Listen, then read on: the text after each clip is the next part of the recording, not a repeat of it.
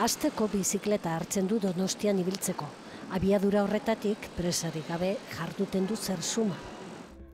Bada urtebete liburu hau argitaratu zuela, betiko Donostia, baina inoiz erreparatu gabeko ikuspegi eta xehetasunekin.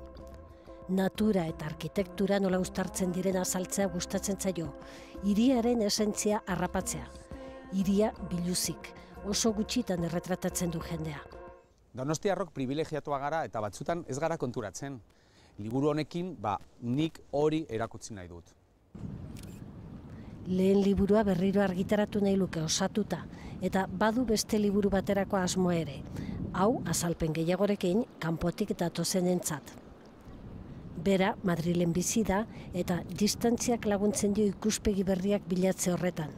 Bere hirira datorrenetan, kamera eta tripode hartu eta ekiten dio irudia izari.